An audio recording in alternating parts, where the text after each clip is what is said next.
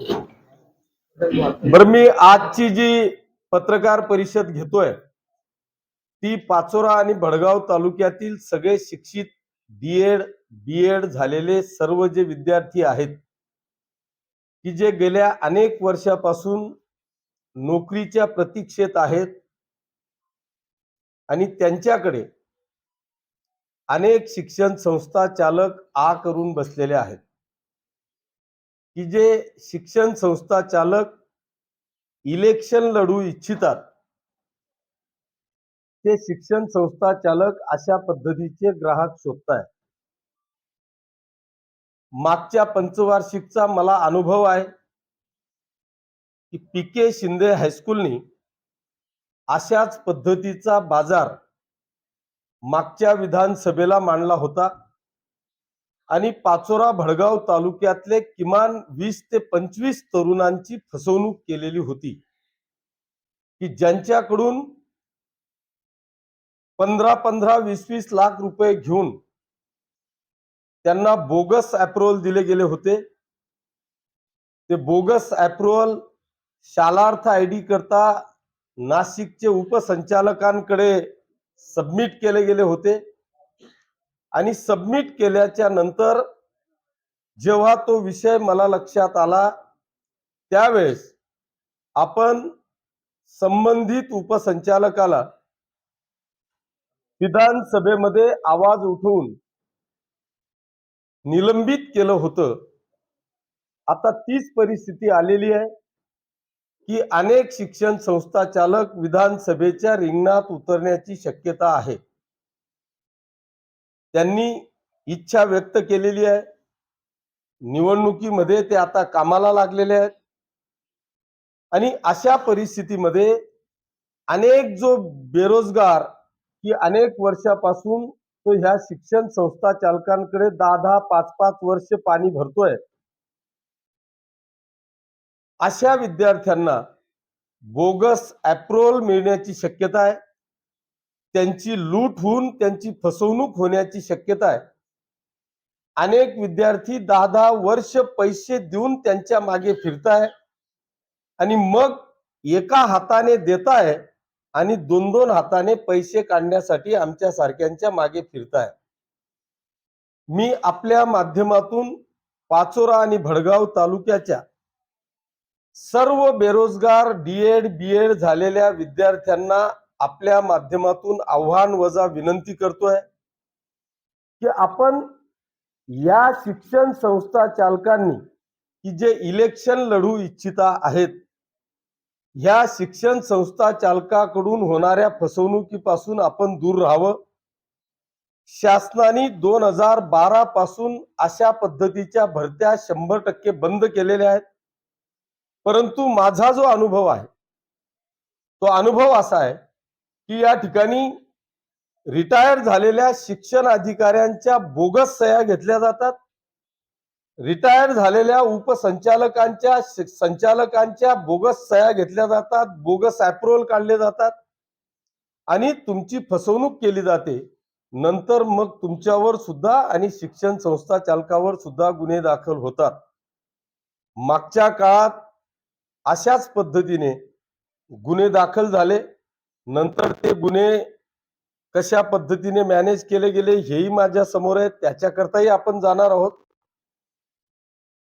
आता माझी हात जोडून सगळ्या तरुणांनी एक तर आपला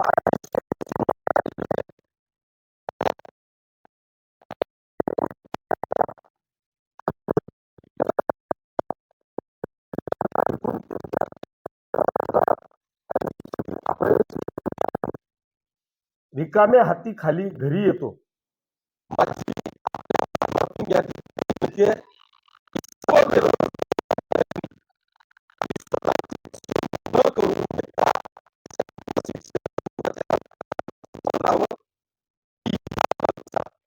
आजच शिक्षणाधिकारी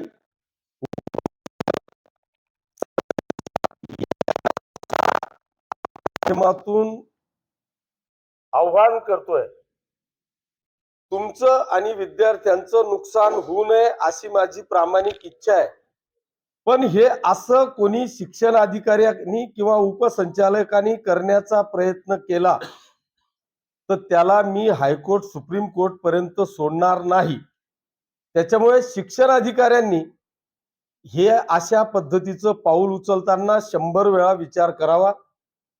आपल्या या राज्य सरकारने पवित्र पोर्टलच्या माध्यमातून विनामूल्य इतकी चांगली सेवा या ठिकाणी काढलेली आहे.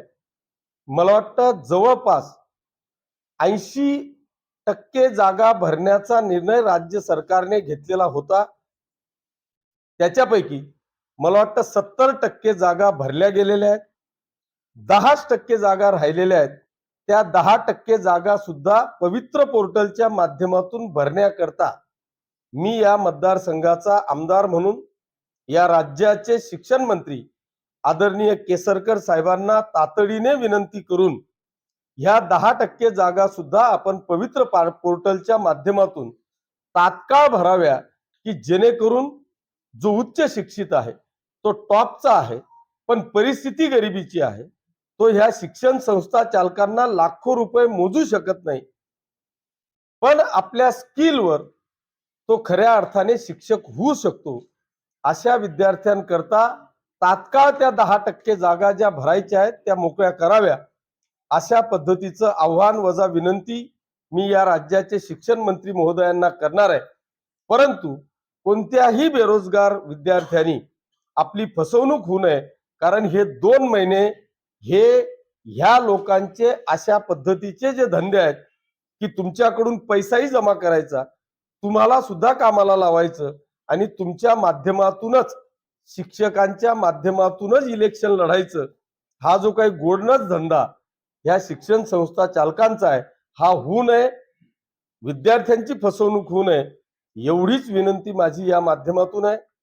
मी कोणत्याही विद्यार्थ्याच्या विरोधात नाही, पण त्याची फसवणूक होऊ नये एवढीच काळजी मला या ठिकाणी आहे. उद्या फसवणूक झाल्यानंतर जेव्हा मी आवाज उठवेल त्यावेळेस हेच लोक आम्ही तुझं काम केलं होतं पण यांनी आवाज उठवला म्हणून तुझं काम झालं नाही, अशा पद्धतीची दिशाभूल करू शकतात. आणि म्हणून तुमची ही दिशाभूल आणि फसवणूक ही येणाऱ्या काळामध्ये होऊ नये याच्याकरताच ही आजची पत्रकार परिषद घेतोय. पुन्हा एकदा तुम्हाला सगळ्यांना भावी आयुष्यासाठी मनापासून शुभेच्छा देतो. गणेश चतुर्थीच्या दिवशी आज सगळ्यांना शुभेच्छा देतो आणि गणरायाच्या या पवित्र काळामध्ये आपल्यावर कुठल्याही प्रकारचं विघ्न येऊ नये म्हणूनच गणराया चरणी प्रार्थना करतो. धन्यवाद. जय हिंद, जय महाराष्ट्र.